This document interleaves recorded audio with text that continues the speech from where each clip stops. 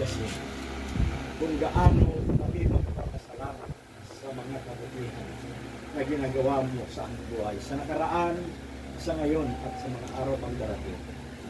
Alam namin, Panginoon, na marami ka pang gagawin. Marami pang himala. Marami pang mga blessing. Marami pang mga bagay na darating sa aming pamilya.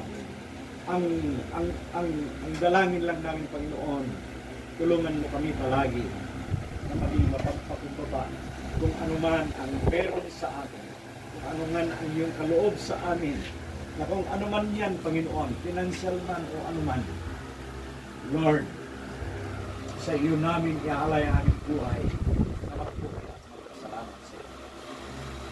Sana, Lord, hindi hanggang dito lang ang mga pagkakataon, kundi tuloy-tuloy, Panginoon, dahil gusto mong makita ang aming pamilya na magandang pagbabanding, pagkakaisa, na sama-sama na magpuhay at magpasalamat sa iyo. Maraming salamat, Panginoon, sa buhay namin, sa kalusugan namin sa araw nito, upang tanggapin ulit ang mga pagpapala na aming kapagkain sa araw nito. Sana po, i-bless the ninyo, sa amin ang kalakasan na patuloy na mamuhay habang kami po ay nandito sa buhay. Maraming salamat, Panginoon. I-bless mo ang pagkain nito.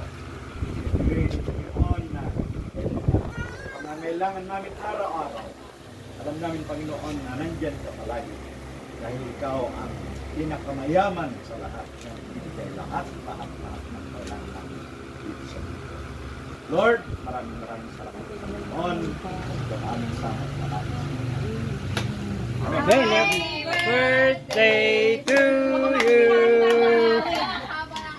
Ciao. Happy birthday.